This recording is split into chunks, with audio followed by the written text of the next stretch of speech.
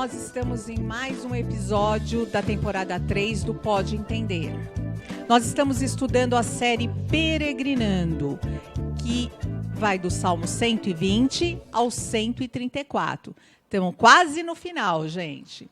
E hoje nós temos a alegria de ter o nosso pastor Lindbergh, porque foi ele que falou as mensagens de domingo passado. Tudo bem, pastor? Boa tarde, tudo bem? Tranquilo, graças a Deus, em paz e com muita saúde. Amém. Então, gente, hoje nós vamos conversar um pouco sobre duas palavrinhas que está dando aí o que falar, né, pastor? Até no nosso grupo, ainda bem que manda, eu sempre lembro. Então, isso quer dizer que está fixando.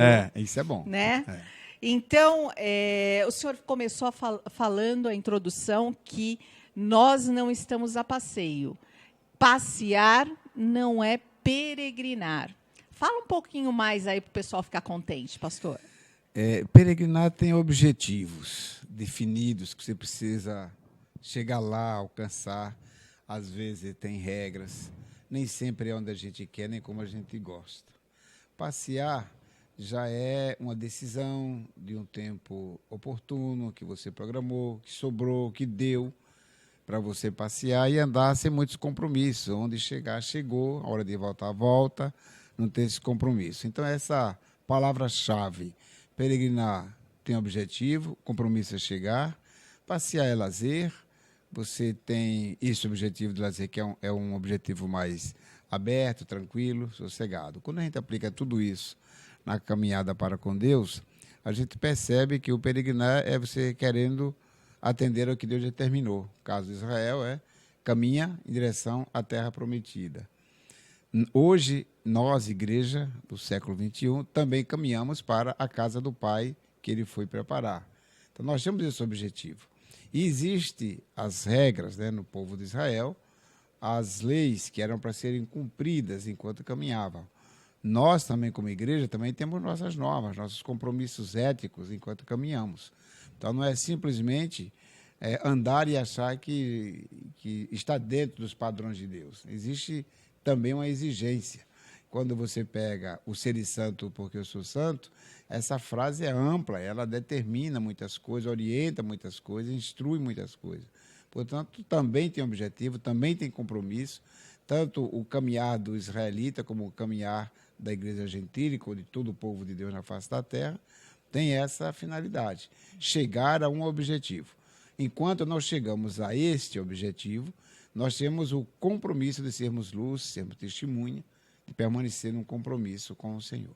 Ok.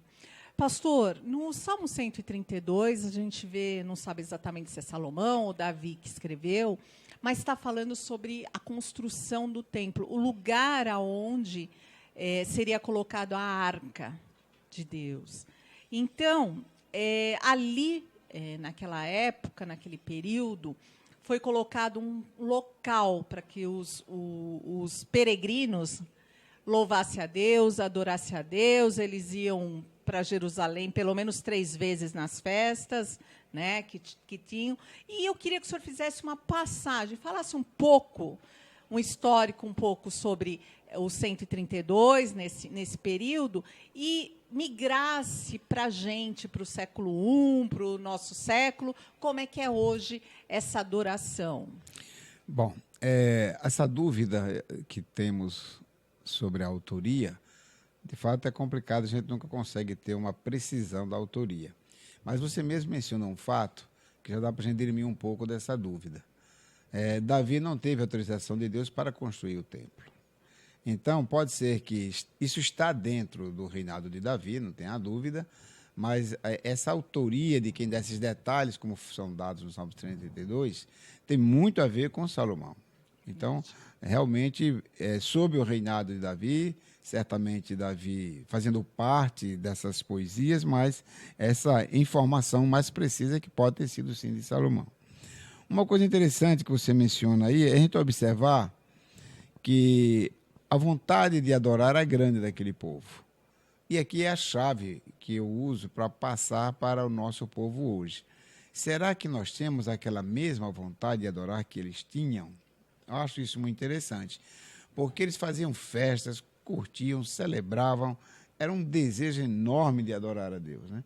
E, certamente, pela convivência mais próxima, havia um antropomorfismo, Deus muito presente em forma de homem, em forma de mensagem, em formas de anjo. Então, diversas maneiras eles viam a presença de Deus ao longo dessa caminhada.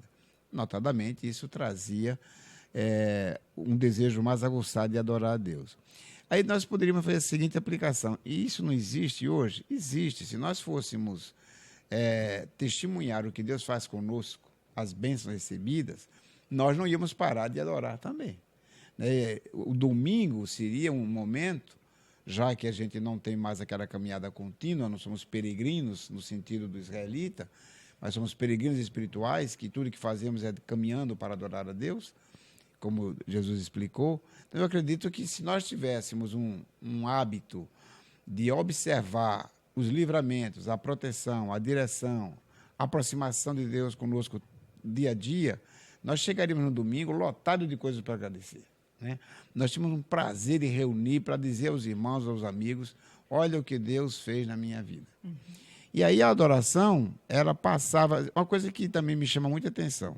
A adoração em Israel era extremamente participativa, né? Eles liam a Bíblia em pé, eles cantavam juntos, eles andavam juntos, andavam cantando, queriam participar dos sacrifícios, doavam para os sacrifícios, era bastante participativo. Eu achei muito interessante esse domingo, na liturgia, colocou um salmo um capítulo inteiro de crônicas. Eu falei, nossa, e a gente mergulha, quando a gente está lendo ali junto, como igreja, assim, eu me senti assim, mergulhada naquele texto. Então, eu acredito que eles faziam, a gente lembra lá de Esdras, né? Isso. Que ficou lá não sei quantos chamando o sacerdote para ler em pé. Lendo. Então, esse mergulho na palavra de Deus, que a gente nem sabe se todas as pessoas fazem, isso, mas aqui esse mergulho faz a gente pensar, olha o que está acontecendo, entendendo um pouco mais sobre o conteúdo ali. Perfeito. E essa era a finalidade. Eu fiz um levantamento dos textos correlatos, e você pega 2 Samuel, 2 Crônica, Salmo 97, foi juntando tudo para ver como eles falavam entre si, né? A conversa entre si. Então, Crônicas, ele faz os relatos de onde essas poesias são elaboradas, né? Uhum. E onde elas são vivenciadas. Então, esse conteúdo da adoração muito presente no povo de Israel é que eu sinto, talvez, falta aqui em nós. Em nossa igreja e na igreja protestante, reformada como tudo. Os que levam a Bíblia a sério para fazer suas liturgias, às vezes, talvez, a necessidade de participar é muito interessante. Eu fiquei pensando, se eu colocava à noite o salmo todo para ler, se eu tirava, né? Eu digo, não, mas se eu cortar, que parte eu vou cortar? Eu terminei colocando toda, né? E deixa eu colocar todo, porque ele faz parte dessa adoração. É como se eu estivesse vivenciando o que eles faziam. E quantas vezes eles repetiam, porque as caminhadas dele eram longas, começavam no raiar do sol e no findar do sol, no pôr do sol. Então, eram caminhadas longas, paravam para comer, mas cantavam, voltavam de novo, repetiam, liam a Bíblia. Então, era uma liturgia contínua. E isso é que mostra, talvez por ser diária, se nós tivéssemos o hábito também de fazer uma adoração assim mais contínua, né? De manhã, de tarde, de noite, a oração antes do alimento, essa prática vai nos fazendo caminhar como o povo de Israel caminhava também. E talvez a gente pense um pouco, né, nessa questão da arca. Será que isso também é diferente hoje para nós? Eles tinham a arca ali, era algo precioso para eles, com todas essas coisas, né, usando, tudo que tinha ali era visível. E hoje nós temos que buscar isso na nossa mente, saber no que está acontecendo na nossa vida. Será que isso também não nos deixa um pouco mais longe? Deixa. Eu vou te mostrar aqui com essa minha apresentação rápida, que eu vou dar de um fato que eu presenciei.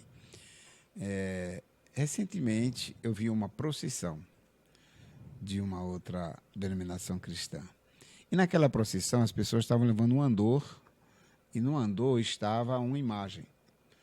E eu observei que 2 homens vinham conversando em direção contrária, eles conversando e fumando.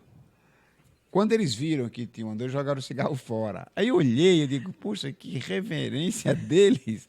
Iam passar pela imagem, jogaram fora a referência. Então, aí eu junto isso com a seriedade com que eles levavam a arca. Então, é algo visível. Para eles, ali era a representação de Deus, Deus estaria ali. Então, hoje nós, com o ambiente da reforma, não é que nós liberamos isso, nós trouxemos isso um valor muito mais elevado, quer dizer, olha, está dentro de você. Então, eu acredito que se nós tivéssemos a trabalhar essa consciência que nós somos templo do Espírito Santo, que o Espírito Santo habita em nós, eu acredito que é um estágio muito elevado, que é necessário, mas que muita gente talvez já tenha alcançado. E são esses que têm domínio mais sobre os lábios, porque sabe que é templo do Espírito Santo, ele domina mais os olhos, porque ele sabe que é templo do Espírito Santo. Então, acho que esses que vão trabalhando essa consciência vão percebendo que aquela cerimônia toda diante da arca, hoje é ele diante dele mesmo. Né? Porque eu sou um salvo, sou um filho de Deus, eu preciso ser esse modelo. É como se quem olhasse para mim visse a arca de Deus, né? Onde Deus está. Eu acho que essa é uma cultura dificílima, mas nós vemos que há pessoas que se esforçam para fazer isso. Então não é impossível. É possível que a gente chegue a um estágio parecido com aquele que eles faziam. E o senhor colocou 3 pontos para a gente. A adoração permanente, estarmos vivos para adorar, então, o que é ser o templo do Espírito Santo, e partilhar a bênção e ser o luzeiro. Eu falei 4, né? Isso, mas são 3. Aqui 3, o segundo é o luzeiro. Isso. Então, essa divisão foi também revisando bastante o Salmo 32. A princípio, era o 132 para manhã e noite. Aí depois o meu pastor disse, não, vamos dividir, faz o 132, 133. Beleza. Aí eu peguei o 133 para a noite e fiquei com o 132 de manhã. Aí eu revisei as divisões e eu achei interessante porque ela encaixou direitinho nas divisões. Então, a adoração é permanente. Se eu estou numa estrada, estou no caminho, sempre estou adorando. Essa é a minha finalidade. Também não mudou agora. Se você imaginar que, como eu vinha comentando, a tarefa do cristão é adorar continuamente, ele também vai ter que adorar continuamente. Então, nós temos essa tarefa de adoração em tudo que nós fizemos. E aí corresponde ao que a nossa confissão de fé determina. Qual é a nossa finalidade? Comer, trabalhar, dormir, se cansar? Não, a tua finalidade maior é honrar e glorificar Deus para sempre. Com o que você faz, com o que você é, com o que você tem. Não está isento. Então, acho que essa adoração permanente nós também devemos. Ser luzeiro é exatamente isso. Ser luzeiro está vivo, é a luz que acende, ela não está apagada, você não acende, como diz o Evangelho. Você não acende a luz e esconde. Você está vivo no mundo, você é luz, você é visto, você clareia o mundo. Se isso não está acontecendo, alguma coisa está errada. A tua adoração está sendo interrompida. Então, o ser luzeiro é ter esse compromisso. Então, imaginemos que vida boa que é você saber que dia a dia anda como se fosse a luz do mundo, aquele que vai iluminar a vida dos outros, vai ser um pensamento aclarador na vida do mundo de trevas. E aí você vai dividir, que é o terceiro argumento, partilhar essas coisas que são resultado dessa caminhada. E todo esse movimento, primeiramente, é pessoal. A adoração permanente é pessoal, ela é individual.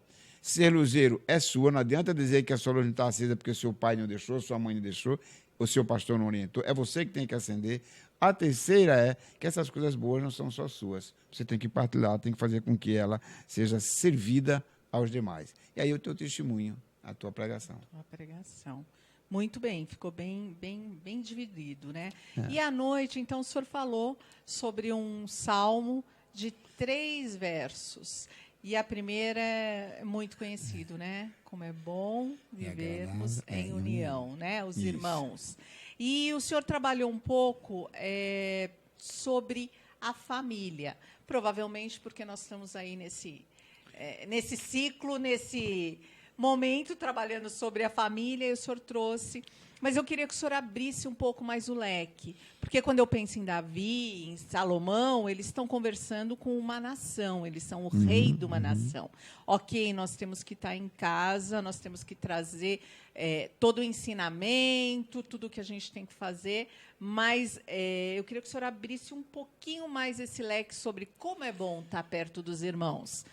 Olha, eu vou dizer que eu nunca trabalhei tanto um salmo tão pequeno na minha vida. Porque que gostoso que foi. Eu fui abrindo, e pegava uma versão, pegava outra, pegava um comentário. Que coisa maravilhosa. Como tem coisa, um texto desse, né? E eu fui observando as metáforas, como foi usada, as chamadas símiles, as comparações. E eu fui observando que, de fato, o que Deus quer chamar a atenção para nós, no meu entender ali, é que não faz sentido você dizer que tem um Deus único, poderoso, misericordioso, justo, toda essa bondade conduzindo a tua vida, e você não ser uma pessoa em harmonia com Ele, a princípio com Ele, né? Em harmonia com Ele. Porque se faltar harmonia com um atributo, um vasto leque de atributos de Deus, a nosso favor, porque são os atributos partilhados, que chama de o atributo comunicáveis. Então, ele comunica esses atributos para a gente ser igual ao que ele é. Então, se ele é misericordioso, ele é bondoso, ele é justo.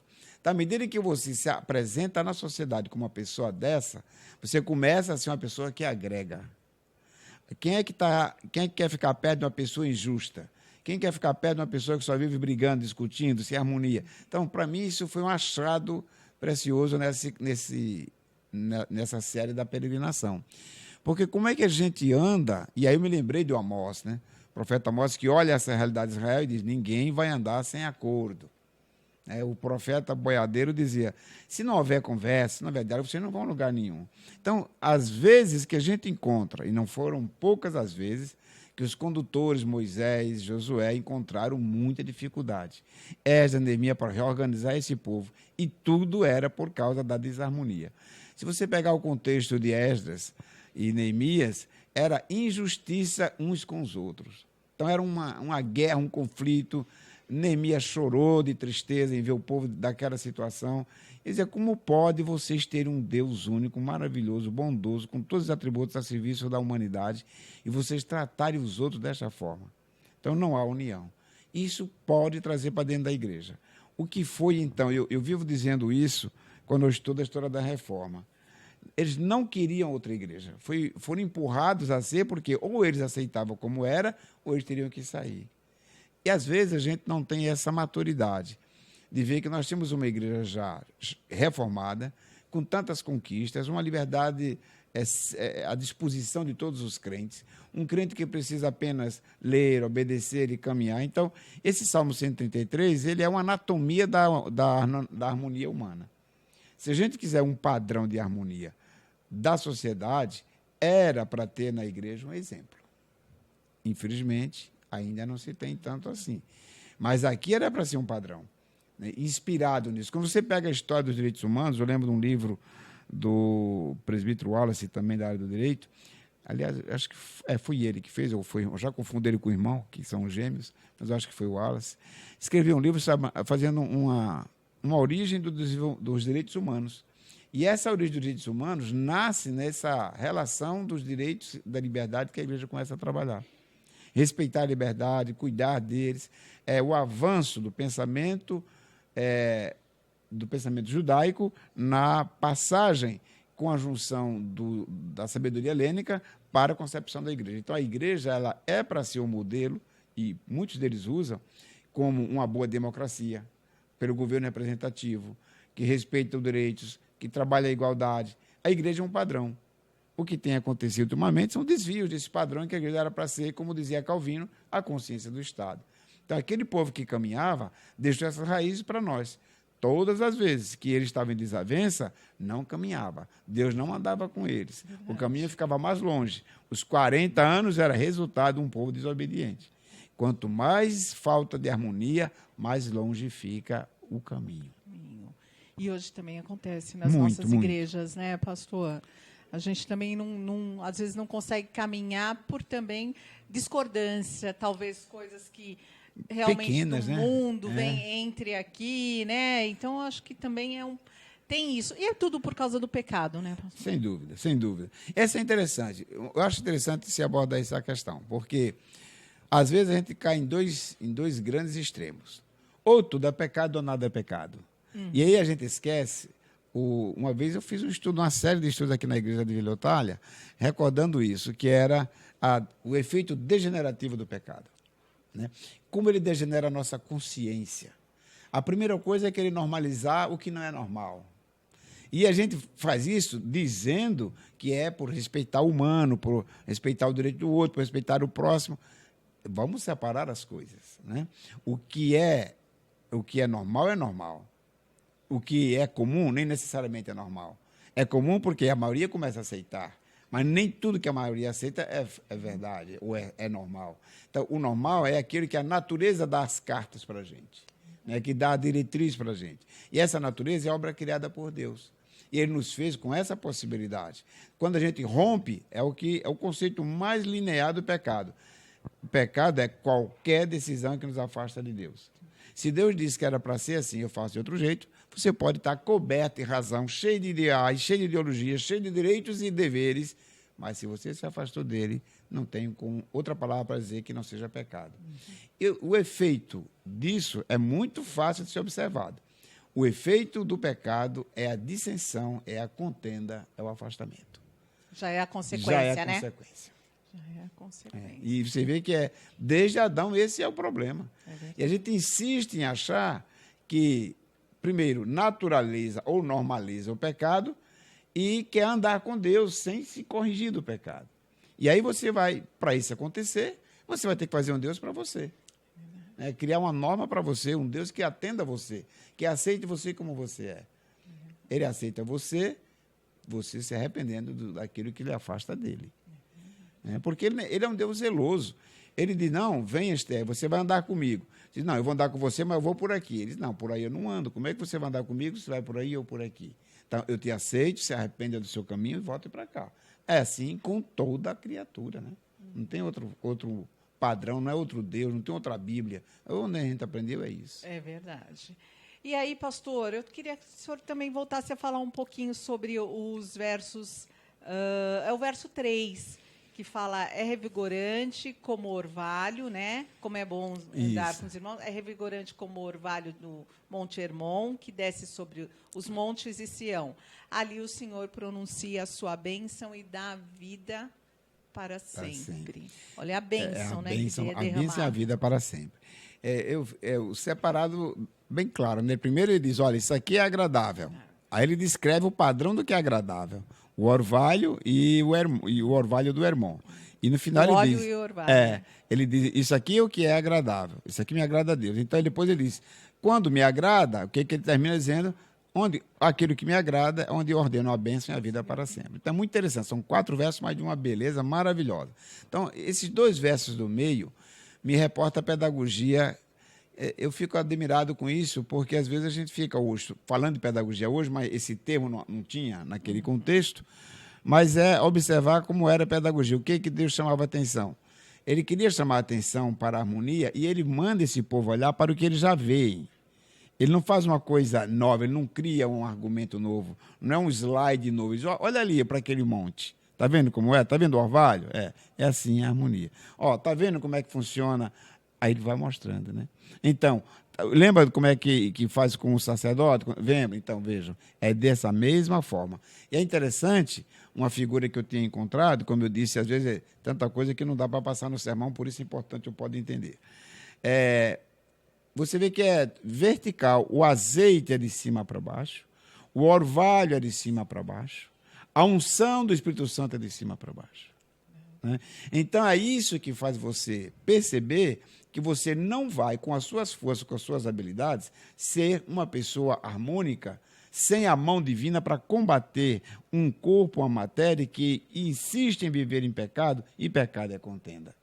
Então, a maneira que ele usa para mostrar que essa bênção em a vida que é ordenado, vai precisar passar por esses 2 versos, que é um padrão de harmonia, simbolizado no azeite e simbolizado no orvalho. Vem de cima e unta tudo. Ele unta tudo. O Espírito Santo toma conta da tua vida, você é um templo do Espírito Santo, ele unta você. E aí você vai ter palavras que você mesmo vai desconhecer.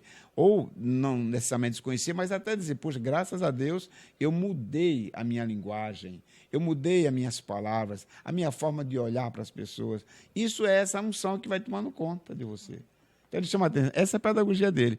Olha aqui como é o sacerdote, olha aqui como é o monte. Dessa forma, vocês vivendo assim, vai me agradar. Verso 1. O que acontece quando te agrada? Vem para o último. Você vai ter a bênção e a vida para sempre. É exatamente o resultado. A harmonia dá isso. Né? A harmonia é tão importante, como eu chamei a atenção no sermão do domingo à noite. Gente, não tem coisa melhor do que a harmonia na nossa casa. Porque como é que você vive, você chega em casa, já vai brigar. Sai de casa, sai com... Não precisa nem ser briga, mas mal entendido, olhares feios, não se falam. Isso é horrível. Principalmente se o vizinho ou outra pessoa sabe que você é uma pessoa que teme a Deus. E você ora, levanta, ora e sai brigado. Não, isso não pode existir, isso não é legítimo, né? Quem fala com Deus, Deus vai dizer, eu vou te ouvir, mas vai lá, pede perdão à tua mulher, pede perdão ao teu marido, pede perdão ao teu filho. Como é que você vai falar comigo com um coração desse? Não é brincadeira, não é? Por isso que a harmonia é uma coisa delicada, é um estágio elevado da humanidade, e esse padrão do óleo e do orvalho, eu entendi que é uma referência para dizer, não tem como vocês questionarem isso. Está aí, está a olho nu, uma forma de como é que o Espírito unta vocês para uma vida harmônica, abençoada para sempre. E o senhor explicando assim, lembra Cristo, né? Cristo usava as parábolas, Isso, usava as coisas, que estavam em volta, que eles conheciam isso aqui, eles conheciam muito bem, Isso, então era exato. muito mais fácil, né? É uma coisa, eu lembro hoje, até eu escrevi hoje, dizendo, veja como Jesus era um excelente aprendiz, né?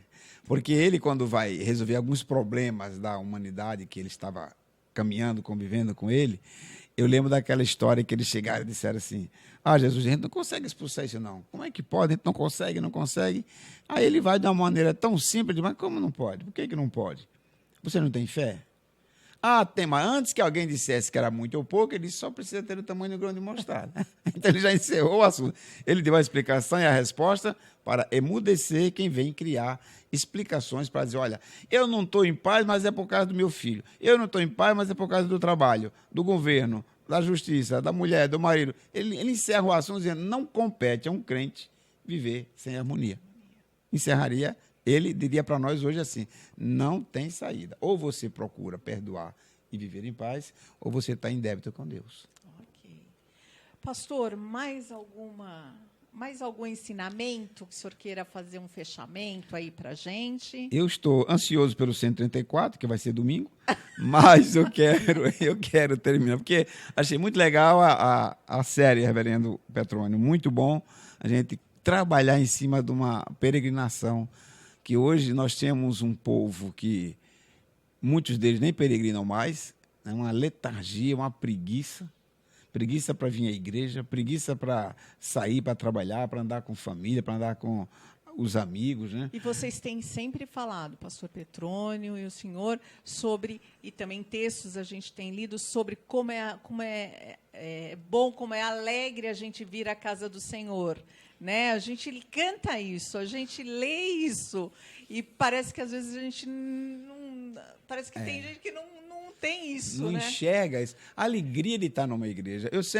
Eu aprendi isso recentemente, chego, meus filhos sempre abrem os olhos, olha, foi assim que seu pai venceu, eu tinha alegria, eu era um jovem desamparado de família, só eu crente na igreja, na minha casa, e a igreja era um lugar que eu ia com tanta alegria, eles me envolviam, me absolviam, então essa minha vida de testemunho hoje, chegar esse tempo todo numa igreja, foi um grande benefício para mim. É uma família mesmo. É uma família, né? É exatamente isso. Eu fico admirado quando, de repente, estava eu numa periferia de Natal, almoçando na casa de um grande diretor de um hospital, eu achava, não entendia aquilo, eu acho que ele já me prender, eu estou fazendo o quê aqui? Quer dizer, era um amigo, era uma família, e é uma família, né? Vila Itália mesmo, quantas pessoas amadas. Eu recordo muito da sua mãe, por exemplo, Dona Odete, né? Como era interessante ela me receber na casa dela, muito bem sentada, era como se eu estivesse ali há anos com ela. E eu nunca tinha visto Dona Odete. Quer dizer, eu vinha conhecer aqui. Então, você vê como é interessante você perceber que é esta mudança que a igreja traz. E eu sinto muito, estava comentando com o pastor Petrônio domingo de manhã, estava tendo aula, eu vim dar um apoio aqui na arrumação das cadeiras, aí o pastor Petrônio chegou e a gente ficou conversando. Mas uma das coisas que eu estava comentando com ele, eu rejeitei muito, eu não sei onde foi, em qual momento da minha vida eu aprendi isso. Porque eu fui pastor de uma grande igreja, eu não dava conta de visitar todo mundo.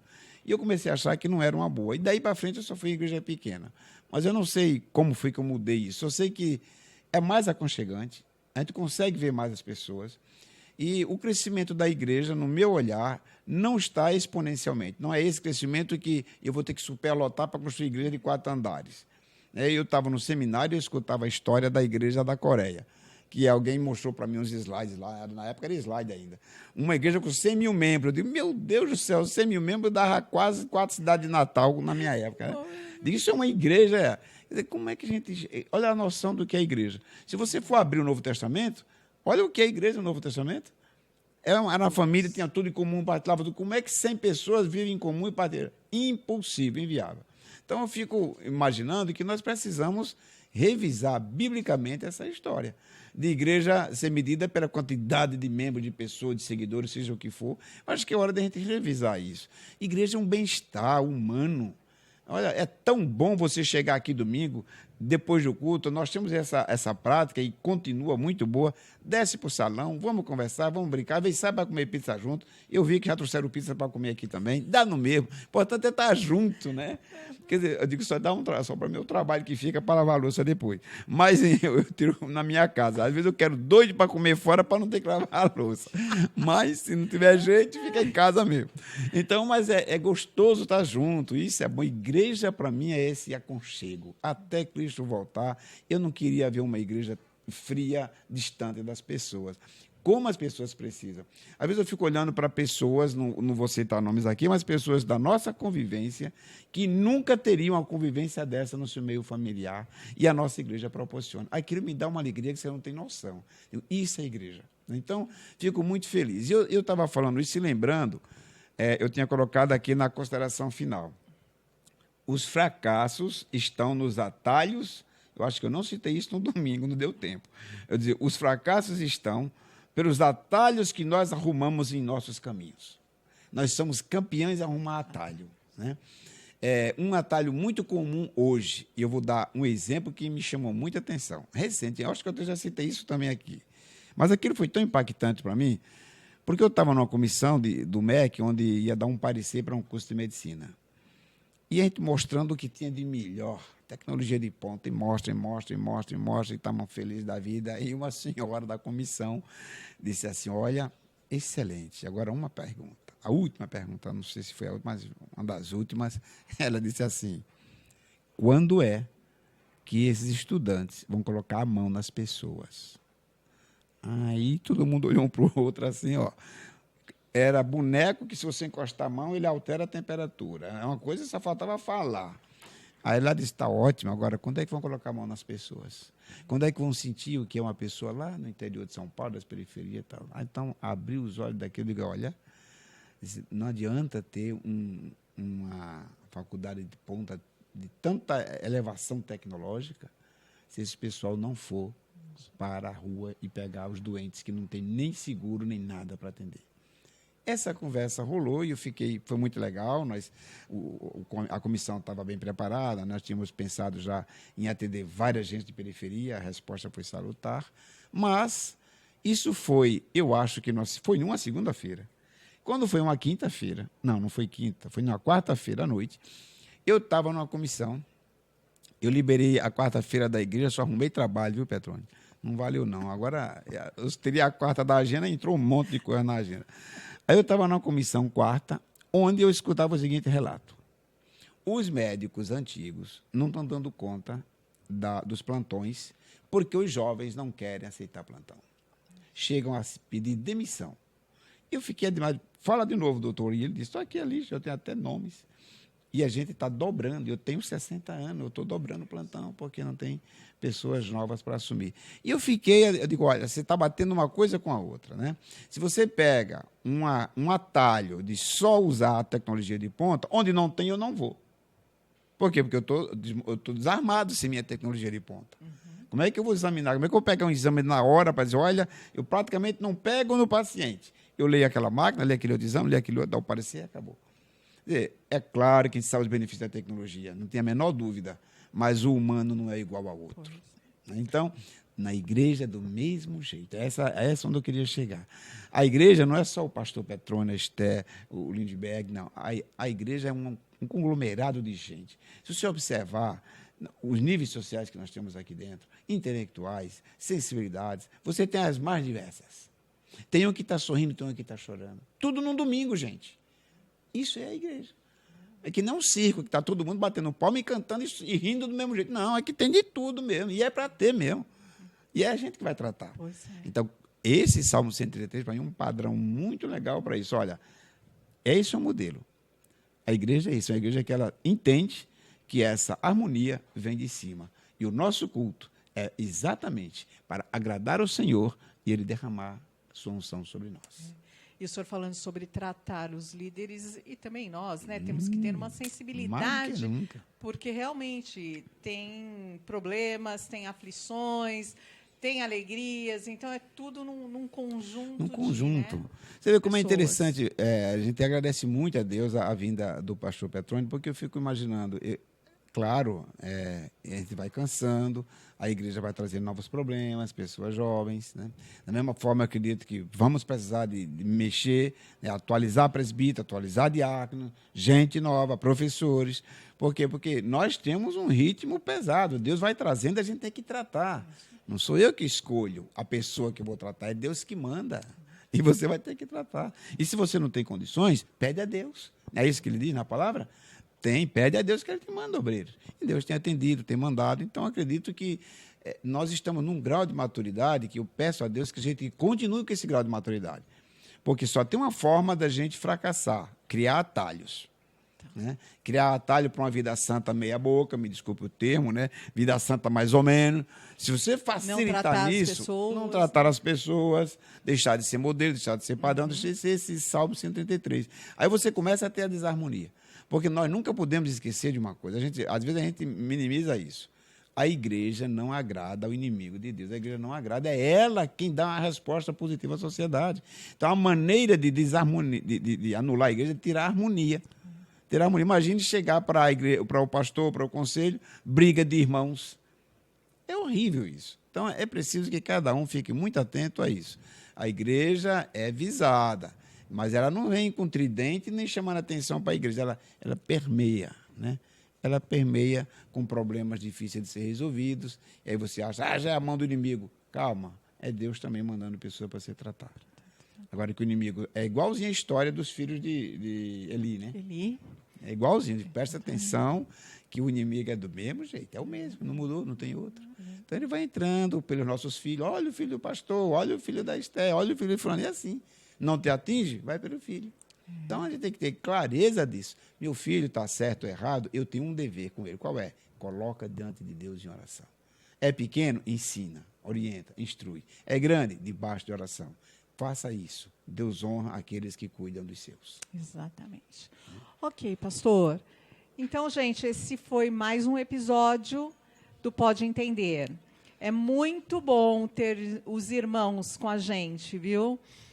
Se vocês quiserem acompanhar próximo domingo é Páscoa. Nós teremos uma programação muito especial, tanto no período da manhã como da noite. Então, se vocês quiserem vir até a Zona Leste da capital de São Paulo, nós vamos ficar muito felizes em recebê-los. Ou acompanhe os nossos cultos pelo nosso canal. Obrigada, pastor Lindbergh, por mais esse dia aqui conversando com a gente no Pode Entender. A gratidão é minha, espero ter outras oportunidades também de voltar aqui, conseguir ajustar, porque eu entendo a importância do que dizia o eunuco a Filipe. Como eu vou entender se não tem quem explique? Então é possível entender, mas é preciso quem explique. É verdade. Muito obrigado. Então, tchau, gente. Até o próximo. Tchau, até a próxima.